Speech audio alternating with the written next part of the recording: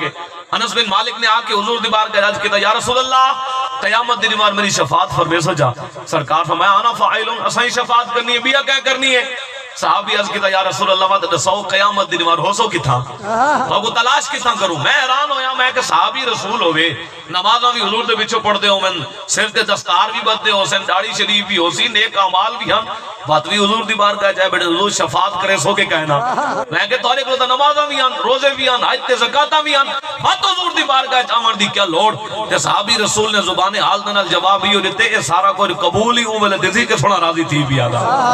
انہاں چیزاں تے مان نہ کرائے مان کرنے میں تک کملی والے مصطفیٰ دی ذات نے کرائے تے ساکو بھی بھروسہ اللہ تے دے رسول دی ذات تے. سارے استاد محترم علامہ خادم حسین رضوی صاحب رحمت اللہ علیہ ابوں پہلے ارشاد فرما گئے تحریک لبیک یا رسول اللہ دا بھروسہ اللہ تے دے رسول دی ذات تے.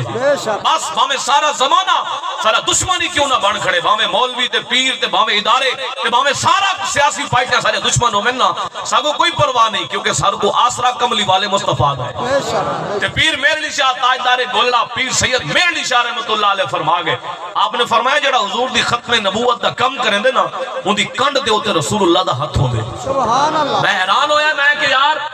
کئی بندے دی کنڈ دے ہوتے کوئی M N A M P A کئی سیاسی بندے دا ہاتھ آوے دے نا کئی بندے دے ہوتے وہ علاقے جناب والا سینہ چوڑا کر کے ودا ہوندے وہ بھی خیر تے